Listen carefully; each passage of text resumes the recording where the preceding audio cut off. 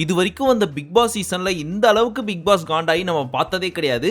அந்த அளவுக்கு கடுப்புல பேசினாரு. யூசுவலா ஸ்கிரிப்ட் எழுதி வச்சு தானே பேசிட்டு இருப்பாரு. ஆனா நேத்து மட்டும் போங்கடா உங்க ஸ்கிரிப்ட் நீங்களும், எனக்கு இருக்கிற கடுப்பை நானே காட்டுறேன் அப்படின்னு புடிச்சு கண்ணா பின்னாடி எல்லாரும் கத்த ஆரம்பிச்சிட்டாரு. இன்னொரு பக்கம் புருஷனும் பொண்டாட்டியும் அடிச்சுக்க ஆரம்பிச்சிட்டாங்க. நம்ம big boss and Vijay Sethupathi எதிர்பார்த்த மாதிரியே.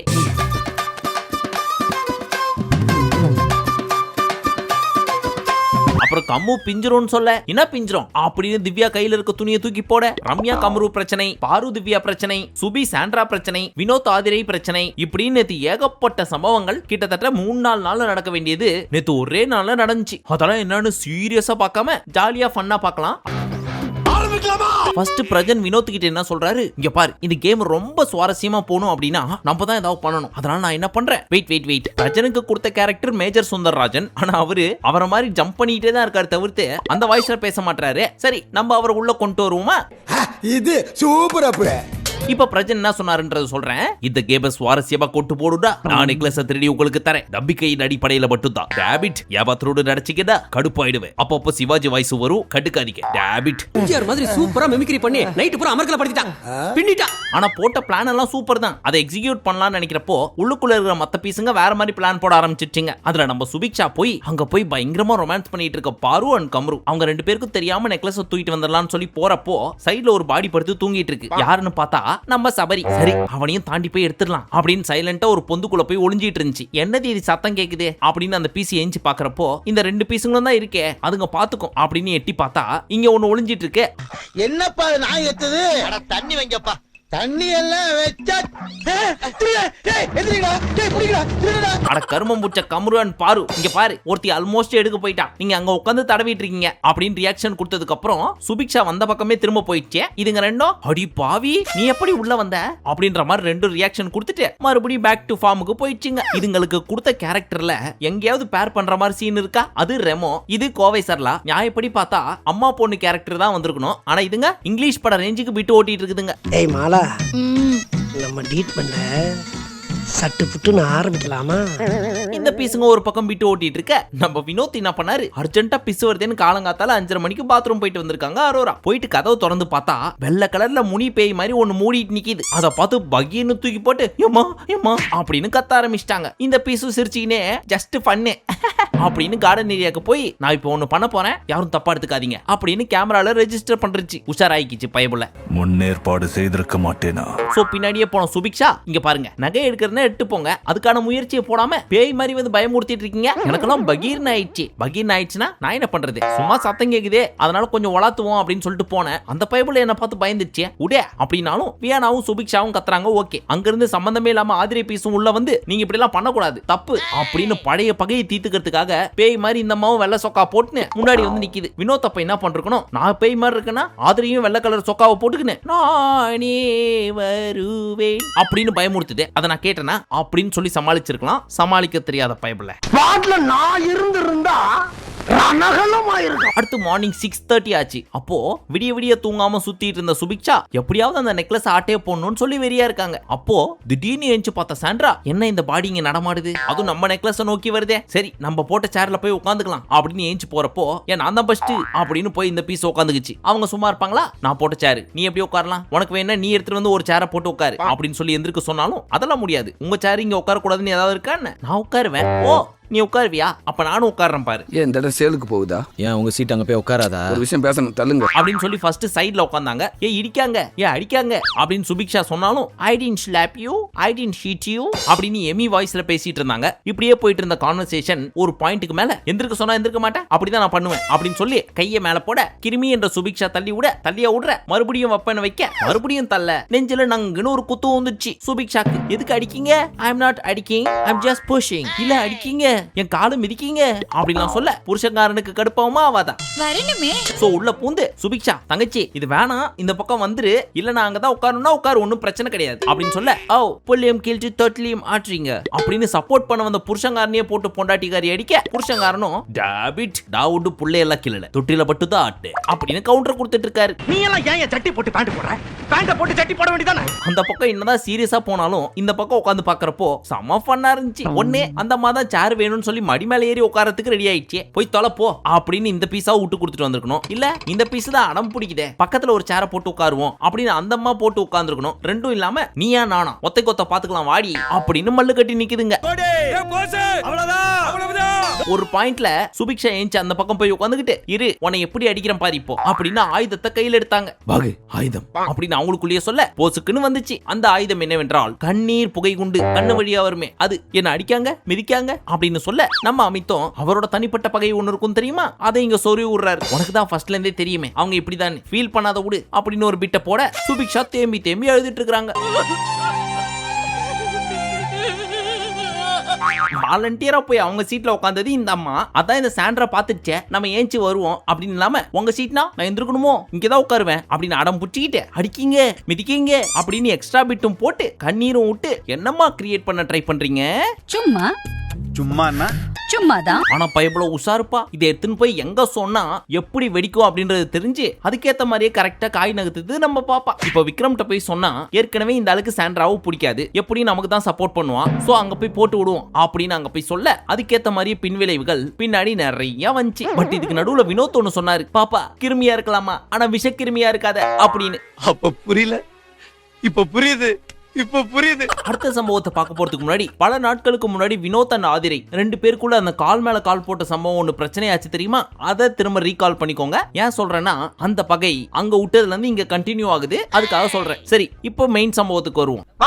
இப்ப ஆதிரை சுத்தி இருந்தவங்கள்ட்ட என்ன சொன்னாங்க, நான் படுத்துட்டு இருந்தேன்னா இந்த ஆளு பக்கத்துல உட்காந்து முடிய விரிச்சு போட்டு அப்படின்னு கத்திட்டாரு. நான் பயந்து போயிட்டேன், இப்படி பண்ணலாமா தப்பு இல்ல அப்படின்னு சொல்லிட்டு இருக்கிறப்போ வினோத் சபரிகிட்ட எக்ஸ்பிளைன் பண்ணிட்டு இருக்காரு. இங்க பாரு சபரி என்னாச்சு, நான் இங்க உட்கார்ந்துட்டு இருந்தேன் அப்படின்னு சொல்லிட்டு இருக்கிறப்போ பின்னாடி இருந்து ஆதிரை ஏய் இவர் கத்துறப்ப என் காதுல கேட்டுச்சு அப்படின்னு சொன்னாங்களா. ஏய் யார பார்த்து ஏய்ங்கற, யார பார்த்து ஏய்ன்ற, மரியாதை அப்படின்னு கத்த இப்படி வந்து நின்னா பயந்துருவோமா, நீதான் ஏய் ஏய் போய் ஏய் அப்படின்னு அவரும் ஏற. இங்க பாருங்க நான் ஏய்ன்னு தான் சொன்னேன், ஏய் வினோத் அப்படின்னு நான் சொன்னேன், நான் ஏய்ன்னு உங்களை ஒண்ணு சொல்ல, ஏய் என்னதான் சொன்னேன் அப்படின்னு அவர் நாக்க கடிச்சிருக்காரு போல இருக்கு. இப்ப எதுக்கு நாக்க கடிக்கிறீங்க அப்படின்னு பிரச்சனையை ஆதிரை வேற மாதிரி திருப்பி விட அந்த ப்ராப்ளம் அப்படியே ப்ரொலாங் ஆகி போயிட்டு இருந்துச்சு. கடல்ல இருக்குது நண்டு, எலெக்ஷன்ல ஜெயிச்சா போடுவா துண்டு, மண்ணியோ இப்போ 12, இதுக்கு இல்லையா சார் ஒரு 2. இப்போ நம்ம வினோத் மறுபடியும் சபரி கிட்ட கிளியர் பண்றப்போ சபரி கடுப்பாயி எங்க டீமாலே கடுப்பேத்திரியா உன்னை எப்படி இரிட்டேட் பண்ற பாரு அப்படின்னு சொல்லிட்டு ஒண்ணு பண்ணாரு. அதை பார்த்து வினோத் இரிட்டேட் ஆனாரோ இல்லையோ கண்டிப்பா மக்கள் ஆயிருப்பாங்க. அப்படி என்ன பண்ணாருன்னு கேக்குறீங்களா, தோ இத பாருங்களேன்.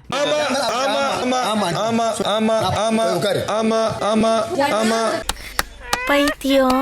ஒரு ஆர்குமெண்ட் வருது அப்படின்னா அங்க பேசி ஜெயிக்கணும், அதை விட்டு ஆமா ஆமா ஆமா அப்படின்னே சொல்லிட்டு இருந்தா யார் இந்த ஆளு பேசவும் மாட்டான், அதையும் மீறி பேசினாலும் கடுப்பேத்துற மாதிரியே பேசிட்டு இருக்கான், அவனை சொல்லி நிறுத்துங்களா அப்படின்ற மாதிரி தான் இருந்துச்சு. இப்ப ஆதிரிக்கு மனசு ஆறல, அதனால இந்த இடத்துல சம்பந்தமே இல்லாத ஒரு மேட்டர் உள்ள இழுத்து வினோத்தை வேற மாதிரி ட்ரிகர் பண்ண ட்ரை பண்றாங்க. தர்பூசணி வெளியே போறதுக்கு முக்கியமான காரணமே இந்த ஆள் தான் அப்படின்னு வினோத்தை பிடிச்சி சொல்லிட்டு இருக்காங்க. அந்த பீஸ் வெளியே போறதுக்கு இவருக்கு என்னையா சம்பந்தம், ஒருத்தனை கடுப்பேத்தி கத்த வைக்கணும் அப்படின்றதுக்காக பயப்பட என்னெல்லாம் பண்ணுது பாருங்களேன். பொண்ணை பக்கத்துனா பொறுக்கிய பத்தி விட்டுருக்காச்சு. இப்ப வினோத் என்ன சொன்னாரு, 2-3 பேர் இந்த வீட்ல இருந்து போறதுக்கும் நீ தான் காரணம், வாட்டர்மெலன் தப்பு பண்ணாரு அவர் வெளியே போனாரு, அதுக்கு என் பேரை சொல்ற, ஓ நீங்க என்ன பண்ணீங்கன்னு எல்லாருக்கும் தெரியும், ஆமாமா நீ என்ன பண்ணணும் எல்லாருக்கும் தெரியும், வீட்டுக்குள்ள இருக்க ஒருத்தனோட கேமை கெடுத்துட்டு சரி வேணா விடு என்ன யாராவது கேக்குறப்ப நான் பேசிக்கிறேன் அண்ட் யாருன்னு சொல்லிக்கிறேன், இல்ல இப்ப சொல்லுங்க யார் கேமை கெடுத்தேன், இல்ல உன்கிட்ட சொல்லணும்ன்ற அவசியம் இல்ல யாரா கேட்டா சொல்லிக்கிறேன், அத உன்கிட்ட சொல்லணுங்கிற அவசியம் எனக்கு அப்படின்னு சமாளிச்சிட்டாரு. பட் எஃப்ஜேவை தான் மீன் பண்ணி தலைவர் சொல்றாரு அப்படின்றது தெரியுது. ஆனா இந்த ஒரு பாயிண்ட்ல மட்டும் இந்த ஆளோட ஒத்து போக முடியாது. ஏன்னா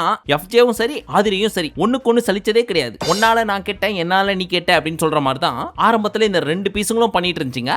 ஒருத்தன் முட்டா பீஸு, இன்னொருத்தன் முரட்டு பீஸு. அதனால ஆதிரையை மட்டும் குத்த சொன்னா தப்பு. ஒருவேளை எஃப்ஜே இல்லாம வேற யாரையாவது சொல்லியிருந்தாரு அப்படின்னா அப்போ ஓகே. இப்போ இந்த 2 பீஸுங்களுக்குள்ள பிரச்சனை போயிட்டு இருக்கிறப்போ பக்கத்துல படுத்திருந்த திவ்யா, ஹலோ வினோத் உங்களை வாங்க போங்கன்னு தானே பேசிட்டு இருக்காவ, நீங்க என்ன அவளை வா போன்னு பேசிட்டு இருக்கீங்க, இதோ வந்துட்டாடா புது பிரச்சனையை தூக்கினே, என்னமா இப்ப நீயும் வர, யாருக்கு இப்ப பதில் சொல்லணும் அப்படின்னு கேட்க அவங்களும் கடுப்பாய் கத்திட்டு இருக்காங்க. இங்க ஓபன் தி பிராக்கெட், இதுவும் பழைய பகைதான். இவங்க 2 பேருக்குள்ள பிரச்சனை இருக்கு, பேசிக்க மாட்டாங்க, 2 பேரும் மாறி மாறி நாமினேட்டும் பண்ணிட்டாங்க. அண்ட் வீக்கெண்ட் எபிசோட்லயும் 2 பேருக்கு ஒத்து வரல அப்படின்றது ஓபன் ஸ்டேட்மெண்டாவும் கொடுத்துட்டாங்க. Close the bracket. சோ அத மனசுல வச்சுக்கிட்டு இவங்க புடிச்சு கத்திட்டு இருக்க உங்க ரெண்டு பேர்ல யாருக்கு பதில் சொல்லணும்னு அவர் கேட்க ஆதிரி சவுண்ட ரைஸ் பண்ண திவ்யா படுத்தாங்க. அதுக்கு வினோத் அப்படி படுங்க அப்படின்னு சொல்ல நீங்க யார் என்ன சொல்றது படுங்கன்னு நீங்க உட்காருங்க அப்படின்னு இவங்க சொல்ல அவர் சேர போட்டு கால் மேல கால் போட்டு உட்கார இந்த பாயிண்ட பத்தி நான் பேசியே ஆகணும். இவர் மட்டும் கால் மேல கால் போட்டு உட்காருவாரு, ஆனா நான் போட்டு உட்கார்ந்ததுக்கு வேற மாதிரி பிரச்சனை கிரியேட் பண்ணி அன்னைக்கு என்ன ட்ரிகர் பண்ணி என்ன பேச வச்சிட்டாரு. அப்படின்னு அந்த பழைய பகைய ஆதிரை எடுக்க இவர் என்ன சொன்னாரு, வீடியோ போய் பாருங்க யார் அன்னைக்கு பிரச்சனை கிரியேட் பண்ணதுன்னு சொல்லி. ஏமா நீ பண்ணதுனாலதான் மக்களுக்கு உன்னை பிடிக்காம வெளியே அமுச்சு விட்டாங்க அப்படின்னு போட்டு ரெண்டு பேருக்கும் மாறி மாறி கவுண்டர் கொடுத்துட்டு இருந்தார். இதுல இருந்து என்ன தெரியுதுன்னா வெளியில இருந்து உள்ள வர போறதுக்கு முன்னாடி ஆதிரை யாரெல்லாம் என்ன கடுப்பேத்தி பேச வச்சாங்களோ அவங்கள ஒருத்தங்கள விட மாட்டேன், அவங்கள ட்ரிகர் பண்ணி அவங்களோட மாஸ்க கீச்சி யாருன்னு காட்டியே தீர்வேன். ஒரு நாள் தாண்ட முடியுமான்னு பாக்குறேன் அப்படின்னு கிளம்பி வந்திருக்காங்க. கட்சியில இதுக்கு முன்னாடியாவது பேர் ஓரளவுக்கு இருந்துச்சு, இப்ப ரீஎன்ட்ரி கொடுத்து பிக் பாஸையும் கடுப்பேத்தி உள்ள இருக்கிற கண்டஸ்டன்ஸையும் கடுப்பேத்தி இல்லாத பொல்லாத பொய்யெல்லாம் சொல்லி என் பேரை இன்னும் ஃபுல் டேமேஜ் பண்ணிக்கிட்டு அதுக்கப்புறம் தான் ஊட்ட விட்டு வெளியே போவேன்னு சொல்லி வெள்ள சொக்காவை போட்டு சுத்தி வந்துட்டு இருக்காங்க நம்ம ஆதிரி. வெளியே வா மம்பட்டி எடுத்து நடுமண்டு தொடக்கலையா. இருந்தாலும் இந்த வினோத் பைபிள பயங்கர உஷாருப்பா. இது அடுத்தபடியா மக்கள்கிட்ட எப்படி போய் சேரும், சனிக்கிழமை வந்து ஒருத்தர் எப்படி கேள்வி கேட்பாரு அப்படின்றதெல்லாம் முன்கூட்டியே பிளான் போட்டு சாண்ட்ரா கிட்ட ஒரு பதிவை போட்டாரு. இந்த பீஸுங்கெல்லாம் இப்போதைக்கு இங்க இருந்து ஏஞ்சி போற மாதிரி தெரியல, அதனாலதான் வாலண்டியரா பிரச்சனை கிரியேட் பண்ணி விட்டேன். அப்படி பிரச்சனையை கிரியேட் பண்ணி விட்டா எல்லாரும் ஏஞ்சி போயிருவாங்க, ரெண்டு பேர் மட்டும் தான் பேலன்ஸ் இருப்பாங்க, அதனால எடுத்துடலான்றதுக்காக தான் இப்படி எல்லாம் பண்ணேன் அப்படின்றத சாண்ட்ரா கிட்ட சொல்லி பதிவு ஒண்ணு போடுது பயமுள்ள. நீ போயிட்டுக்கோடா, நீ போயிட்டுக்கோ. அடுத்து புதிதாக ஒரு பிரச்சனை கிரியேட் பண்ணது விக்ரம். அது எப்படின்னா கிச்சன் டீம் போய் வெசல் வாஷ் பண்ணிட்டு இருக்காங்க, ஆனா வெசல் வாஷிங் டீம் இங்க உட்கார்ந்துட்டு இருக்காங்க. அதனால சாண்ட்ராவை போய் வெசல் வாஷ் பண்ண சொன்னாரு விக்ரம். நான் நைட்டே வாஷ் பண்ணிட்டேன், வேற யாராவது பண்ணுவாங்க அப்படின்னு சொல்ல என்னது கிச்சன் டீம் போய் வெசல் வாஷ் பண்ணிட்டு இருக்காங்க, ஒரு வெசல் வாஷிங் டீம் நீங்க இங்க உட்கார்ந்துகிட்டு வேடிக்கை பார்த்துட்டு இருக்கீங்க, இதான் பொறுப்பா அப்படின்னு ட்ரிகர் பண்ணி இவங்களை ஏஞ்சி போக வைக்கலாம்னு பாக்குறாரு இவரே. கட்சியில அந்த அம்மா பட்டைய போட்ட மாதிரி அங்கேயே உட்கார்ந்துருக்கு தவிர்த்து நகர மாட்டேங்குது. என்னடா சொல்ற, விடிய விடிய அங்கே இருந்தியா? நம்மளும் உன்னை ட்ரிகர் பண்ணி கடுப்பேத்தி அழ விடாம விட்டவே மாட்டோம் அப்படின்னு நோண்டுறாரு. சும்மா ஐடியலா போய் உட்கார்ந்துருக்கிறதுக்கு வேற யாரையாவது பார்க்க சொல்லிட்டு கழுவலாம்ல அப்படின்னு காலங்காத்தாலே ஆரம்பிச்சிட்டாரு. ஐடியலு ஸ்டாம்பிங் ட்ரிகரிங். நீங்க அப்படி பிசிக்கலி ஹர்ட்டிங் ட்ரிகரிங் எல்லாம் பண்ணுவீங்களோ அப்படி நம்ம எம்ஆர் ராதா கேட்க, ஹலோ நான் யார பிசிக்கலி ஹர்ட் பண்ண நீங்க பாத்தீங்களா? ஆமா சுபிக்ஷாவோ பண்ணலையா அப்படின்னு அந்த பாயிண்ட் இந்த பீஸ் புடிச்சிக்கிச்சு. இப்ப புரியுதா? ஆரம்பத்துல நான் சொன்னேன் எங்க போய் சுபிக்ஷா போட்டா எங்க எப்படி வெடிக்கும் அப்படின்றது நல்லாவே அந்த அம்மனிக்கு தெரிஞ்சிருக்கு. அது கரெக்டா இங்க வந்து வெடிச்சிருக்கு.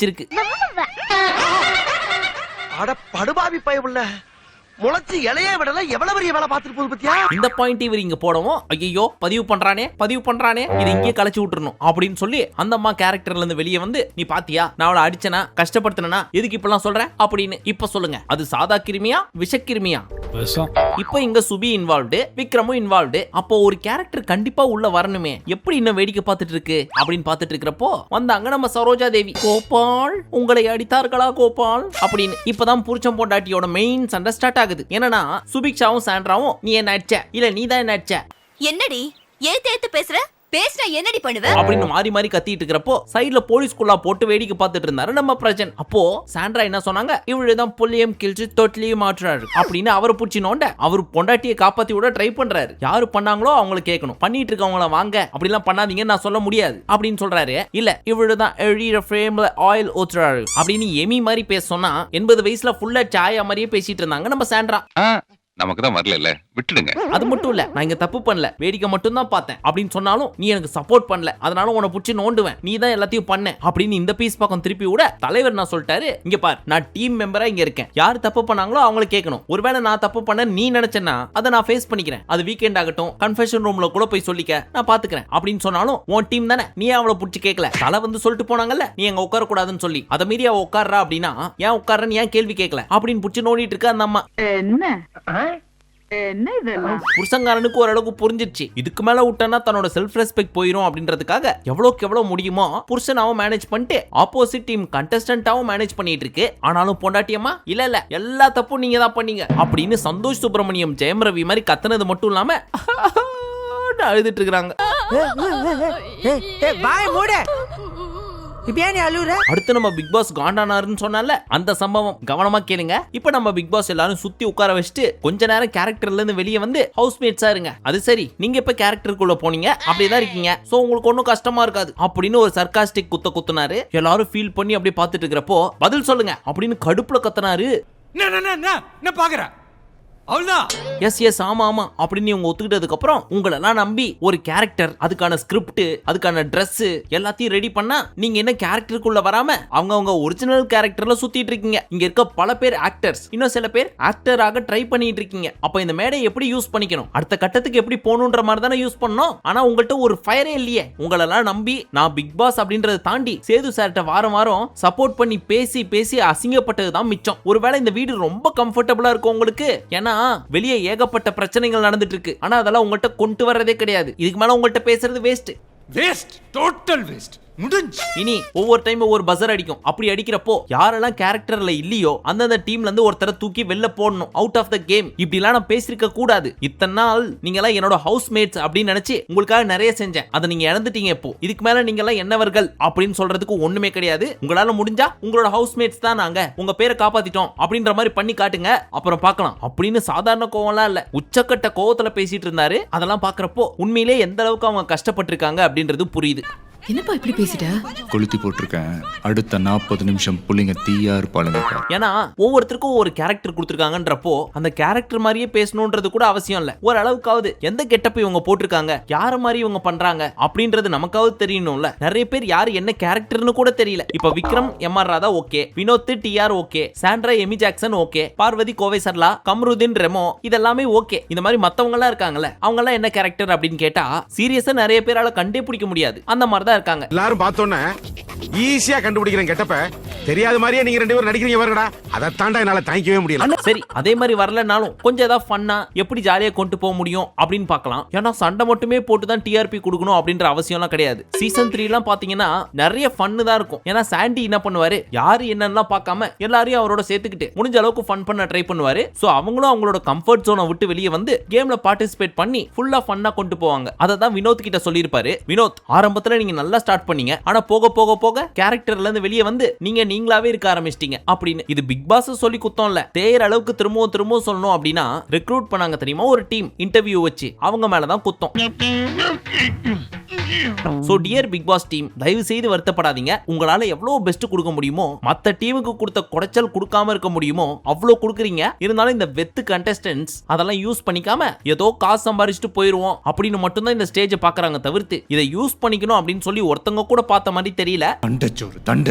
எது எப்படியோ இவரே இவ்வளவு கடுப்புல பேசுறாரு அப்படின்னா சனிக்கிழமை ஒருத்தர் வருவார்ல, அதை நினைக்கிறப்போ எப்படா சனிக்கிழமை வரும்ன்ற மாதிரி இருக்கு. இப்ப இதெல்லாம் கேட்டு விக்ரம் ஒரு பக்கம் அழ, வினோத் ஒரு பக்கம் அழ, இதெல்லாம் பாக்குறப்போ கொஞ்சமாவது நேச்சுரலா இருக்கு. சுபிக்ஷா சாரி பிக் பாஸ் அப்படின்னு ரொம்ப கஷ்டப்பட்டு கண்ணை கசக்கி தண்ணியை வெளியே தள்ள ட்ரை பண்றாங்க. பட் வர மாட்டேங்குது. தண்ணியே வரல, அது நீர எல்லாத்துக்கும் ஒண்ணு பண்ணுவிய. அதை தாண்டி இன்னொருத்தங்க ரம்யான்னு பேர் வச்சுட்டு சுத்திட்டு இருப்பாங்களே, அவங்க என்ன மன்னிச்சிருங்க பிக் பாஸ், கேமராவை பார்த்து கூட என்னால சாரி கேட்க முடியல. நீங்க சொன்னீங்க நீ தலை குனிஞ்சா நான் குனிஞ்ச மாதிரின்னு சொல்லி, எனக்கு ரொம்ப கஷ்டமா இருக்கு பிக் பாஸ். நீங்க என் மேல வச்ச நம்பிக்கையை நான் கெடுத்துட்டேன், மன்னிச்சிருங்க அப்படின்னு ஃபீல் பண்ணி அழுதுட்டு இருக்காங்க. உன் மேல யாருமா ஃபர்ஸ்ட் நம்பிக்கை வச்சா? உன்னை டாஸ்க்ல பெர்ஃபார்ம் பண்ண சொன்னா அழுது பெர்ஃபார்ம் பண்ணிட்டு இருக்கிறியா நீ? 100 ரூபாய் கொடுத்தா 1000 ரூபாய்க்கு நடிக்குது. நெக்ஸ்ட் நம்ம கமரு உள்ள வந்து டாஸ்க் லெட்டர் படிச்சு முடிச்சிட்டு, பிக் பாஸ் நான் ஒழுங்கா பெர்ஃபார்ம் பண்றேனா, கேரக்டர்ல இருக்கேனா அப்படின்னு அவர் வாய்ஸ்ல கேட்க, உனக்கு எனக்கு ஒரு பேச்சும் கிடையாது, டாஸ்க படிச்சு முடிச்சிட்டு கிளம்பு அப்படின்னு அசிங்கப்படுத்தி விட்டாரு. ஓகே சாரி அப்படின்ட்டு இந்த பீஸும் போயிடுச்சு. இந்த பீஸ் இந்த கேள்வி எல்லாம் கேட்கலாமா, நான் ஒழுங்கா பெர்ஃபார்ம் பண்றேனா அப்படின்னு? ரெமோ கெட்டப் கொடுத்தா ரெமோ மாதிரி வாக் பண்ணும், ரெமோ மாதிரி லேடி கெட்டப்ல பேசணும். ஆனா இந்த பைபிள்ல லேடிஸ் கிட்ட மட்டும் தான் பேசிட்டு இருக்குது. பொம்பளை வெறி முடிச்சு போயிட்டு நீங்க.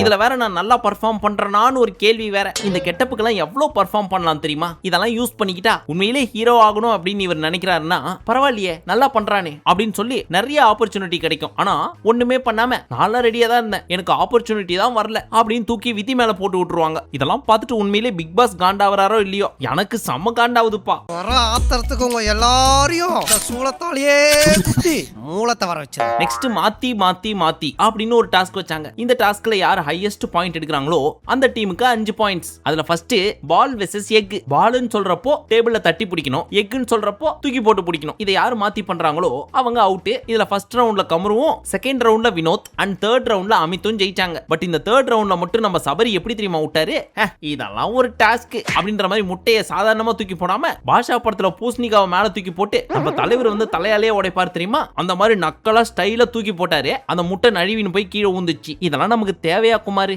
தோனியோட நீ அடுத்த ரவுண்ட்ல லிக் அப்படின்னா நக்கணும், ஸ்மெல் அப்படின்னா மோந்து பார்க்கணும். சோ இதுல லிக் ஸ்மெல் அப்படின்னு சொல்ல ரெண்டு பேரும் கரெக்டா தான் பண்ணிட்டு இருந்தாங்க. ஆனா சாண்ட்ரா ஒரு பாயிண்ட்ல லிக்ன உடனே லாலிபாப்ப நக்காம சோப்ப நக்கி அவுட் ஆயிட்டாங்க. ஆனா நான் சோப்ப நக்கல, நாக்க தான் வெளியே வச்சேன் அப்படின்னு பயபுல சமாளிக்குதே. பிக் பாஸ் சொன்னாதான் ஒத்துப்பேன், என்னால வெளியே போக முடியாது அப்படின்னு அட்டம் பிடிக்குது. ஏமா நீ அவுட் தான், வெளியே போ அப்படின்னதுக்கு அப்புறம் தான் அம்மனி வெளியே வந்தாங்க. ஐயா பிரஜன், உண்மையிலே நீங்க பொறுமைசாலி ஐயா. எப்படி சிக்கிரிக்கம் பாத்தியாப்பா.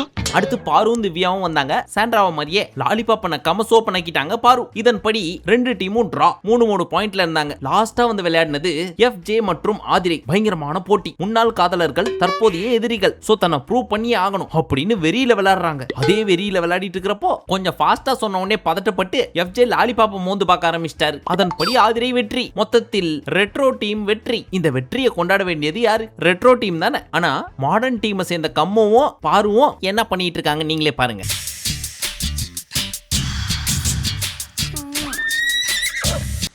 என்னடே டெய்லி ஒரு முகூர்த்தம் அலையறான்.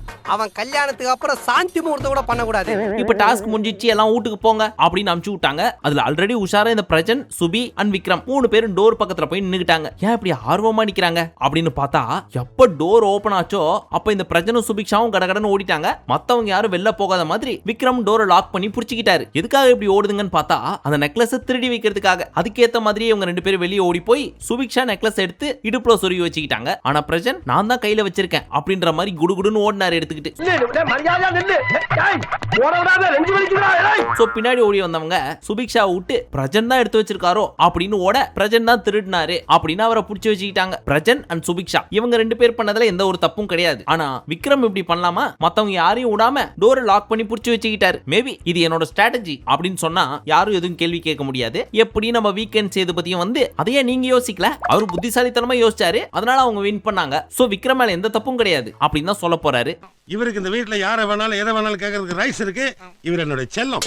இப்ப நம்ம சபரிக்கு இந்த டாஸ்க் புரிஞ்சிச்சா புரியலையானே தெரியல. பிரஜன் நாங்க பாக்குறப்பவே எடுத்துட்டு போயிட்டாரு. அதனால நானும் என்ன பண்ணுவேன், நீங்க பாக்குறப்பவே எடுப்பேன் அப்படின்னு சொல்லி சுபிக்ஷா நிக்கிறப்போ அந்த நகையை எடுத்துட்டு போறாரு இவர். ஆனா ஆக்சுவலா அந்த நெக்லஸ் எடுத்தது யாரு? சுபிக்ஷா. இத தெரியாம நீங்க நகையை கொடுத்தாதான் நாங்களும் கொடுப்போம் அப்படின்னு எடுத்து வச்சுக்குது. எப்படியும் நம்ம ஃபயர் சேதுபதி கிட்ட வாங்கி கட்ட போகுதுன்னு நினைக்கிறேன். ரெடி ஆயிக்க ராஜா. கிரியாளா உடம்ப இரும்பாக்கிக்கடா, அடமலா ஆரம்பிச்சு வெளுத்து வாங்க போகுது. இப்போ ஆரம்பத்துல இந்த கேம சுவாரஸ்யமா கொண்டு போகணும் அப்படின்னு ஒருத்தர் சொன்னார் தெரியுமா, பிரஜன். அவரு நியாயப்படி என்ன பண்ணிருக்கணும், அந்த நகையை எடுத்துட்டு போய் வீட்டுக்குள்ள ஏதாவது ஒரு இடத்துல ஒளிச்சு வச்சிருக்கணும். ஆனா எடுத்துட்டு போய் எங்க தெரியுமா அவர் போட்டாரு? அந்த பிக் பாஸ் எதிர்க்கு தெரியுமா, அந்த பரண மேல தூக்கி போட்டாரு. இப்ப இவரே திரும்ப எடுக்கணும் அப்படின்னு நினைச்சாலும் அதை எடுக்க முடியாது. இதுக்கு பேர் தான் சுவாரஸ்யமா கொண்டு போறதா சார்? சொல்லுடி சொல்லு. அடுத்து பிக்கெஸ்ட் ஃபைட். இப்ப ஆஸ் அ தலையா இந்த ரம்யா எல்லாருக்கும் தீர்வு சொல்ல போறேன் அப்படின்னு சொல்லி எல்லாரையும் சுத்தி உட்கார வச்சு காலங்காத்தால விக்ரம் என்ன சொன்னாரு, சுபிக்ஷாவை சாண்ட்ரா அடிச்சிட்டா அது பேரு பிசிக்கல் ஹர்ட்டிங் அப்படின்னா எங்களை எல்லாரையும் டோர் கிட்ட வச்சு வெளியே போக கூடாம தள்ளலாம் தெரியுமா, அது பேரு பிசிக்கல் ஹர்ட்டிங் தான். அப்படி பண்ணது மிகப்பெரிய தப்பு அப்படின்றது ஃபர்ஸ்ட் பாயிண்ட். சொன்னதும் valid point. Note this point your honour.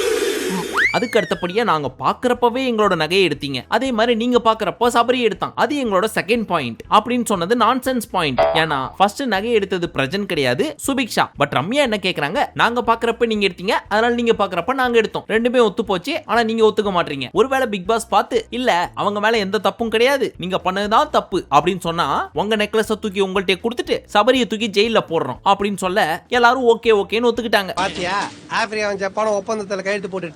இப்போ பாருவை பொறுத்த வரைக்கும் இவங்க சொன்ன ஒரு விஷயத்த மத்தவங்க ஸ்கோர் பண்ணணும் அப்படின்றதுக்காக சொல்லிக்கிட்டாங்க அப்படின்னா ஸ்டார்டிங்ல இருந்தே அவங்களுக்கு பிடிக்காது. அப்படி இருக்கிறப்போ லைவ்ல கூவி கூவி இதே பாயிண்ட பாரு சொல்லிட்டு இருந்தாங்க. அப்போ விக்ரம் ஒத்துக்கவே இல்ல, சுத்தி இருந்தவங்களும் ஒத்துக்கவே இல்ல. இப்ப ஆஸ் அ தலையா நான் சொல்றேன் அப்படின்னு சொல்லிட்டு அதே பாயிண்ட் திருடி ரம்யா சொன்ன உடனே எல்லாரும் ஒத்துக்கிட்டதை பார்த்த உடனே பாருக்கு காண்டாயிடுச்சு. ஏன்னா டேய் காலையில இருந்து இதே மேட்டர் தானே நான் சொல்லிட்டு இருந்தேன், அப்ப மட்டும் கேட்காம இப்ப அவ சொன்ன உடனே ஒத்துக்கிட்டீங்க, அப்ப நான் என்ன தொக்கா இல்ல என்ன பார்த்தா இப்படி தெரியுதா அப்படின்னு கேட்க, பாரு இரு நான் பேசுறப்ப நீ பேசக்கூடாது உட்காரு அப்படின்னு அந்த பீஸை ஸ்டாப் பண்ணி தானே கண்டுபிடிச்சு சொன்ன மாதிரி கிரியேட் பண்ணுச்சு. ஆனா அந்த பீஸ் விடுமா, அது எப்படி நீ சொல்லலாம், சொன்னது நாங்கெல்லாம் டீமா பேசணும், அதுல யோசிச்சு சொன்ன பாயிண்ட் தானே இதை சொல்லிருக்கணும் அப்படின்றதை எக்ஸ்பிளைன் பண்றதுக்காக கம்ருதீன் ஏஞ்சி நின்னாரு. இத பார்த்த ரம்யா ஏய் உட்காரே உட்கார்றா அப்படின்னு உடனே தலைவருக்கு சுர்ன்னு ஏறிடுச்சு.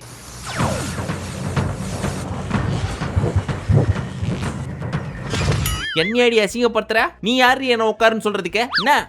என்ன ட்ரை பண்ற? கிரெடிட்ஸ் திருடி அப்படின்னு புதுசா ஒரு பேர் வச்சாரு தலைவர். இது தலைவருமே அந்த கிரெடிட்ஸை திருடிட்டா அப்படின்றதுக்காக பேசல. என் ஆளோட பாயிண்ட அவ ஸ்கோர் பண்றதுக்கு முன்னாடி நீ ஸ்கோர் பண்ணிக்கிறியா அப்படின்ற காண்டுல பாருக்கு சப்போர்ட் பண்ணிட்டு தான் வந்திருக்கு இந்த பீஸ். பாருக்கு ஒண்ணுன்னா துடியா துடிச்சிடுறாரு. ஒருவேளை உண்மையான லவ்வா இருக்குமோ? காதல்டா சேர்த்து வைங்கடா டேய் வாங்கடா. அப்ப பாருக்கு அப்புறம் இன்னும் ஒரே ஒரு பொண்ணை லவ் பண்ணிட்டா செஞ்சுரி அடிச்சிருவீங்க கம்மோ. Come on you can do it. Jokes are part. கோச்சுக்காதீங்க கம்மோ. சும்மா இது ஜாலியா இது ஜாலியா. இப்ப கம்முக்கு கோவம் வருமா வராதா? அத்தனை பேர் முன்னாடி உட்கார்ற அப்படின்னா யாருக்கா இருந்தாலும் கோவம் வரதானே செய்யும். சோ தலைவர் என்ன கேட்டாரு? என்ன வாடா போடாங்கிற? மரியாதையா பேசு. ஏன் இதுக்கு முன்னாடி உன்னை வாடா போடான்னு சொன்னதே கிடையாதா? அதனாலதான் சொன்ன வாடா போடான்னு. அது அங்க நின்னு பேசுறப்ப தலையா இருக்கிறப்ப எல்லாரையும் மரியாதையா பேசணும். வாடா போடான்னு ஃப்ரெண்டா பேசணும் அப்படின்னா பக்கத்துல வந்து பேசிருக்கணும் அப்படின்னு பாயிண்ட் பூச்சி பேசுதுப்பா இந்த பயப்புல. நான் 2 வயசுல இருந்தே பேசுவேன். ஆனா இந்த வீட்டுக்குள்ள பாருங்களேன், இந்த பொண்ணுங்க மட்டும் பசங்களை வாடா போடான்னு சொல்லுவாங்களாம். அதுவே பசங்க திரும்பி பொண்ணுங்களை வாடி போடின்னு சொன்னா என்ன வாடி போடின்னு பேசுற அப்படின்னு கேக்குறாங்க. இது இங்க மட்டும் கிடையாது, எங்க கேங்லயே நிறைய பேரு எங்களை வாடா போடான்னுவாங்க. அதுவே திரும்ப நாங்க வாடி போடின்னு சொல்லிட்டா அது எனக்கு பிடிக்காது, மரியாதையா வேணா வா போன்னு சொல்லிக்கோ அப்படின்னுவாங்க. இந்த மாதிரி உங்க கேங்ல யாராவது இருக்காங்களா? இருந்தா இதை கட் பண்ணி அவங்களுக்கு அனுப்பிச்சு விடுங்க. இது போதும் குருவே. இப்ப எல்லாரும் எனக்கு ஒரு பாயிண்ட் இருக்கு, நானும் பேசணும்னு கை தூக்க உங்க எல்லாருக்கும் அவகாசம் கொடுக்குறேன். இப்ப நான் பேசணும், பேசி முடிச்சதுக்கு அப்புறம் நீங்க பேசுங்க. ஏய் நியாயப்படி பார்த்தா நீ என்ன பண்றீங்கணும்? நாங்கெல்லாம் பேசி முடிச்சதுக்கு அப்புறம் என்ன பேசுறோம் அப்படின்றத கேட்டுட்டு அதுக்கப்புறம் பாயிண்ட் எடுத்து வச்சிருக்கணும் அப்படின்னு பாரு சொல்ல, நாங்கெல்லாம் டீமா உட்காந்து பேசணும், அதுல சொன்ன பாயிண்ட் தான் இது அப்படின்னு தானே நீ சொல்லிருக்கணும் அப்படின்னு கம்ருதீன் கேட்க, இந்த அம்மா என்ன பேச வராங்கன்னே கேட்காம கண்ணா பின்னான்னு புடிச்சு கத்த, அவரும் புடிச்சு திரும்ப கத்த, வாடா போடான்னு இவங்க கூப்பிட எத்தனை தடவை டா போடுவ? போடி, நீ சொல்றது கேட்க முடியாது, போடி போடி அப்படின்னு டீய போட்டு அழுத்துன்னு அழுத்திட்டு இருந்தாரு. நீ எனக்கு மரியாதை கொடுத்திருந்தா நானும் கொடுத்திருப்பேன். நான்லாம் மரியாதையா தான் பேசினேன். நான் என்ன மரியாதை கொடுத்தேன்னு எனக்கு தெரியும் அப்படின்னு அம்மனி சாதிக்கிறாங்க. எங்க இதுக்கு பேர் மரியாதையா? பேச்சுல திமிர் தெரியுது. இப்ப இன்னொரு டீம் ஏஞ்சி போயிட்டாங்க. அப்ப நம்ம ரம்யா பயங்கரமா அழுதுட்டு, அவங்க முன்னாடி என்ன அசிங்கப்படுத்துறீங்களா? இப்ப கிரெடிட்ஸ் நான் திருடி என்ன பண்ண போறேன்? அப்படி இல்ல ரம்யா, எம்மா சாமி ஆளை விடுங்க, கால்ல வேணுமா அப்படின்னு கால்ல விழுந்து எக்ஸ்ட்ராவா ஒரு சீனை கிரியேட் பண்ணது இந்த அம்மா. இப்பதான் நம்ம டெக்கோரம் திவ்யாவோட என்ட்ரி. அந்த பொண்ணை போய் அவ்வளவு பேச்சு பேசிட்டு இருக்கான் வாடி போடின்னு. இத பார்த்துட்டு அவனை கேட்காம ரம்யாவை கேக்குறீங்க. பிரஜன் அவரை போய் கன்வின்ஸ் பண்றீங்க. தலை பேசினாங்க, அதனாலதான் மரியாதையா உட்காந்து கேட்டோம். இவங்களுக்கு முன்னாடியே நாங்களும் கை தூக்கணும். இதெல்லாம் நீங்க கேட்காம இருக்கீங்க பிரஜன். ஏ விடியா, என்ன விடியா? அப்படிலாம் விட்டுற முடியாது மேடம், அப்படிலாம் விட்டுற முடியாது. நீ கேட்க வேண்டியதானே? ஏன் நீ கேட்க வேண்டியதானே? என்ன கேக்குறீங்க? ஏன் நீ கேட்கல? எதுக்கு? நான் கேட்டு என்னையும் வாடி போடின்னு சொல்றதுக்கா? அப்படி பேசியிருந்தாலும் நீங்க வேடிக்கை தான் பார்த்திருப்பீங்க அப்படின்னு கம்ருதீனை இழுக்க, இங்க பாரு அவ என்ன உட்கார்டான்னு சொன்னதுனாலதான் நான் உள்ள வந்தேன். இங்க பாரு கம்ருதீன், உன்னை பத்தி நான் பேசல, நான் தான் வாடின்னு சொன்னேன். அப்ப என்ன பத்தி பேசுறேன்னு தானே அர்த்தம். என் பிரச்சனைக்கு யாரும் வராதீங்க, வந்தா அப்படிதான் பேசுவேன். நீ என் பிரச்சனைக்கு வராத, வந்தா நான் ஒண்ணு ரம்யா மாதிரி பார்த்துட்டு சும்மா உட்கார்ந்து இருக்க மாட்டேன். ரொம்ப உக்கிரமா இருப்பேன். நீ எல்லாம் என்கிட்ட பேசக்கூடாது, கிளம்பு அப்படின்னு இவர் சொல்ல, ஏ நீ கிளம்புடா. இங்க பாரு திவ்யா, உன்கிட்ட பேசணும்னா, ஏய் நான் உன்கிட்ட பேசணும்னா இங்க பாரு மரியாதையா பேசு அப்படின்னு பல்ல கடிச்சிட்டு இந்த அம்மா சொல்ல, இவரும் பிஞ்சிரும் சொல்ல, அவங்களுக்கு கையில இருக்க ஏதோ ஒரு ப்ராப்பர்ட்டியை தூக்கி போட்டு அடிக்கிற மாதிரி போய், என்ன பிஞ்சிரும், என்னடா பிஞ்சிரும்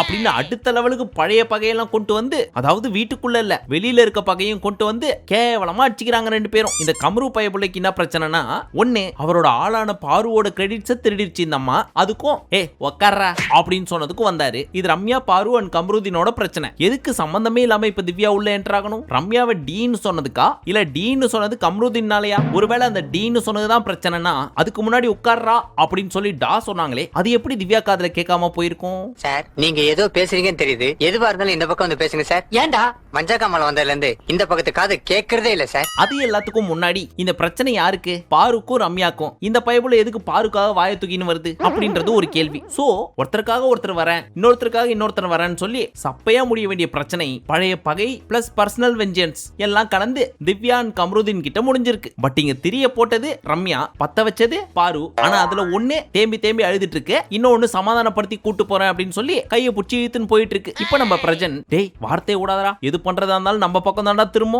வாய மூடுறா, பிஞ்சிரும் கிஞ்சிரும் சொல்லி வச்சிருக்க அப்படின்னு சொல்லி கம்ருதீனை காம் பண்றாரு. அவனே குதிக்கதா நீ சும்மா இருந்த, நான் பிஞ்சிரும் சொன்னா அவ இதை தூக்கி என்ன அடிக்க வந்தா அப்படின்னு புதுசா கிளப்பி விடுது இந்த பீஸ். ஆனா திவ்யா தூக்கி போட்டது என்னவோ வெறும் பேப்பர் தான். பட் நம்ம தலைவர் அங்க இருக்கிற ஒரு ப்ராப்பர்ட்டியை காமிச்சு இதை வச்சுதான் என்ன அடிக்க வந்தா அப்படின்னு வேற மாதிரி கிரியேட் பண்ணி விட்டுருச்சு. இதை பார்த்த திவ்யா, ஐயோ அடிபட்டு ரத்தம் ஊத்துது அப்படின்னு அடுத்த ஃபைட்டுக்கு ரெடியாக, ரைட் இதுக்கு மேல நம்ம இங்க இருந்தானா உண்மையிலேயே ரத்தம் வந்துரும், நம்ம கூட்டு போயிருவோம் அப்படின்னு சொல்லி கையோட கூட்டு போவ, வா சுருதி ஏய் பாரு, உன்னை இப்படி அசிங்கமா பேசியிருந்தா நீ கூட்டு போவியா? ஒருவேளை அப்படி பேசியிருந்தா நாங்களாம் பேச விட்டுருப்போமா உன்னை இப்படி? அப்படி இல்ல திவ்யா, இது அவங்க 2 பேரோட சண்டை அப்படின்னு சொல்லி கன்வின்ஸ் பண்ணிட்டு இருக்க இங்க அரோராவோட என்ட்ரி. அப்போ கம்ருதீன் பிஞ்சிரோன்னு சொன்னது நியாயம்னு சொல்லி ஜஸ்டிஃபை பண்றியா பாரு அப்படின்னு போட, ஏமா ஜஸ்டிஃபை பண்ணல, இது அவங்க 2 பேரோட சண்டை, சோ இவங்க 2 பேரும் சண்டை போட்டுக்க வேணாம்னு சொல்லி கூட்டு போறேன், நீ கொஞ்சம் அமைதியா இருமா, உன் பிரச்சனை இங்க காட்டாத அப்படின்னு கையை பிடிச்சு கூட்டு போறப்போ ஆமா அப்படியே கூட்டு போய் பண்ணுங்க அப்படின்னு ஒரு ஆக்ஷனை காமிக்கிறாங்க. இந்த 2 பீஸுங்களும் பண்றது கேவலத்தின் கேவலம் அப்படின்றது அடுத்த விஷயம். இருந்தாலும் இந்த மாதிரி ஒரு குறியீடெல்லாம் காமிச்சு அக்கா பேசுறது எந்த டிக்னிட்டி அண்ட் டெக்கோரம்ல வரும் மேடம்? மக்கள் மனசை கலக்கி பாக்குறீங்க, இதுக்கெல்லாம் பதில் சொல்ல வேண்டியதில்ல. அதுக்கப்புறம் அப்படியே பேசி கீசி திவ்யாவை வெளியே கூப்பிட்டு போனதுக்கு அப்புறம் திவ்யா அங்க புலம்பிட்டு இருக்காங்க. இப்ப ஆதிரையோட என்ட்ரி. அவன் அப்படிதான் என்னையே இப்படி பேசிருக்கான், அவன் சரி கிடையாது அப்படின்னு எரியிற நெருப்புல எண்ணெய ஊத்துது இந்த அம்மா. டைம் பார்த்து நாரதா வந்ததும் உன் கலகத்தை ஆரம்பித்து விட்டாயா? இப்ப நம்ம பிரஜன் போச்சு, எல்லாம் போச்சு, இதுக்கு மேல எப்படி தலை குனிஞ்சு நிக்க போறான்னு தெரியல, செம்மையா வாய் விட்டுருக்கான், சனிக்காம காலி அப்படின்னு தன்னோட ஃப்ரெண்டுக்கு இங்க இருந்து ஹிண்ட் எடுத்து கொடுக்குறாரு. அண்ட் திவ்யா என்ன சொல்றாங்க, 4th வீக்லயே எகிரிட்டு வந்தான், இந்த தடவை சும்மா விட போறது கிடையாது. அது என்ன, அது வீட்டுக்குள்ள இருக்கிற எல்லா பொண்ணுங்கள்ட்டையும் எகிரிட்டு போறது. இத பார்த்துட்டு மத்த பொண்ணுங்க வேணா சும்மா இருக்கலாம், என்னாலலாம் சும்மா இருக்க முடியாது. நான் பயந்து உட்காந்து அழுவுற பொண்ணுலாம் கிடையாது, போல்டா கேட்பேன், சும்மா விட மாட்டேன். இங்க பாருமா, நான் அவனை கன்வின்ஸ் பண்ணல, டேய் வார்த்தையை விடாதடா, வேணாடான்னு சேவ் பண்ண அப்படின்னு சொல்லிட்டு இருக்கிறப்போ நம்ம அரோரா, நீங்க அவனை சேவ் பண்றீங்க, எல்லா டைமும் சேவ் பண்ணிட்டே இருக்காதீங்க, சாவட்டும் அப்படின்னு இந்த அம்மா தன்னோட பாயிண்ட் எடுத்து வைக்கிறாங்க. போன வாரம் தான் சொல்லிட்டு போனாரு, அடடா கம்ரு உன் கேம் சூப்பரா இருக்கு, நல்லா இம்ப்ரூவ் பண்ணிட்டிய அப்படின்ட்டு. நம்பிட்டீங்களா? இப்ப பாருங்க அப்படின்னு தலைவர் பயங்கரமா வாயை விட்டு வச்சிருக்காரு. ஏன்னா நான் கழுவி ஊத்த போறாரோ சனிக்கிழமை. இன்னைக்கு அடிக்கிற அடியில மூஞ்சி முகரையெல்லாம் பஞ்சர் ஆயிரும். இந்த டாஸ்கை எவ்வளவு சூப்பரா கொண்டு போலாம் தெரியுமா? ஜாலியா ஃபன்னா, எந்த ஒரு அடிதடியும் இல்லாம. ஆனா இதுங்க எல்லாம் சேர்ந்து கம்ப்ளீட்டா மொக்க பண்ணிட்டு இருக்குதுங்க. அட போங்கப்பா, சொல்லி சொல்லி அழுத்து போச்சு. பிக் பாஸ்க்கும் சரி நமக்கும் சரி. இந்த 9ஆம் நம்பர் வண்டி ரொம்ப பழுதடைஞ்சு போச்சே, அதனால அடுத்து வர்ற 10ஆம் நம்பர் வண்டிக்கு வெயிட் பண்ணுவோம். சரி, நேத்து வீடியோ பத்தின உங்களோட கருத்தை கமெண்ட் செக்ஷன்ல சொல்லுங்க. இந்த வீடியோ பிடிச்சிருந்தா லைக் பண்ணுங்க. மீண்டும் உங்களை நாளை காலை சந்திக்கும் வரை நன்றி, வணக்கம், நமஸ்தே, நமோஸ்கார்.